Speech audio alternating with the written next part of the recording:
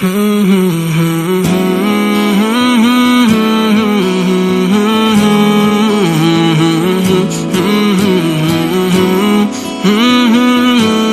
علیہ الصلوۃ والسلام نے فرمایا کہ مومن کا معاملہ بھی بڑا عجیب ہے کہ اسے اگر تکلیف ہوتی ہے تو اس پر وہ صبر کرتا ہے، یا اسے خوشی ملتی ہے تو اس پر وہ شکر کرتا ہے، تو دونوں صورتوں میں اللہ اس کو اجر عطا کرتا ہے۔ اور یہ صرف شان مومن کی ہی ہے کہ وہ مصیبت پر صبر کرے، بلکہ فرمایا کہ مومن کے پاؤں میں کانٹا بھی چبھتا ہے تو اس کا بھی اس کو اجر دیا جاتا ہے، اس کے درجے بلند ہوتے ہیں، اس کے گناہ معاف کر دیے جاتے ہیں، اس کی خطاؤں سے درگزر کر لیا جاتا ہے۔ لیکن یہ مشروط ہے اس تکلیف کو صبر کے ساتھ برداشت کرنے سے۔ اگر وہ واویلا کرتا ہے، ناشکری کے کلمات کہتا ہے، تو تکلیف تو ختم نہیں ہوتی لیکن اجر زائل کر دیا جاتا ہے۔ تو اس لیے ہمیں ہر صورت کے اندر صبر کے دامن کو مضبوطی سے تھامنے کی تلقین کی گئی ہے، اور اہل ایمان کو یہ بھی سبق دیا گیا کہ جب انہیں کوئی بھی مصیبت پہنچتی ہے تو وہ کہتے ہیں انا للہ و انا الیہ راجعون، کہ ہم اسی کے ہیں اور اسی کے حضور پلٹ کے جانا ہے۔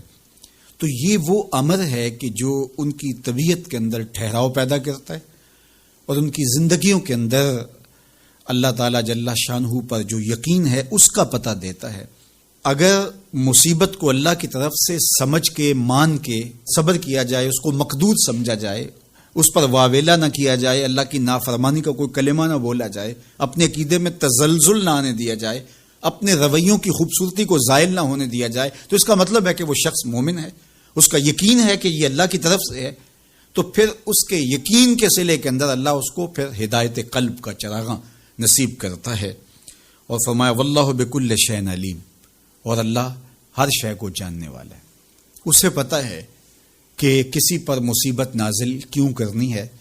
اور اس مصیبت سے اس کا امتحان لینا مقصود ہے، اس کے درجوں کو بلند کرنا مقصود ہے، اس کے گناہوں کو معاف کرنا مقصود ہے، اس کو کسی آزمائش میں ڈال کر کے اس کو مزید کندن بنانا مقصود ہے، یا اس کا کیا مقصود ہے، اس کو سزا دینا مقصود ہے، یہ اسے پتہ ہے۔ تمہارا رب تمہاری طرف آنے والی جو تکلیفیں ہیں ان کے اندر ہزارہا پنہا حکمتوں سے واقف ہے۔ یہاں یہ بات بھی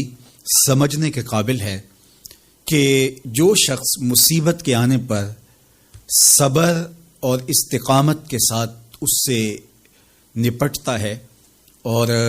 اللہ پر جو اس کا یقین ہے اس میں تزلزل پیدا نہیں ہونے دیتا، کل من عند اللہ، اے محبوب فرما دیجئے جو کچھ ہے وہ تمہارے رب کی طرف سے، یہ اس کا خیال اور فکر ہے کہ یہ میرے اللہ کی طرف سے، تو پھر اس مصیبت کو ٹالنے والا بھی وہی ہے۔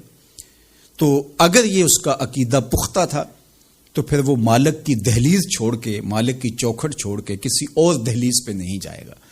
کسی اور چوکھٹ پہ نہیں جائے گا، وہ اس مصیبت کو دور کرنے والا مؤثر حقیقی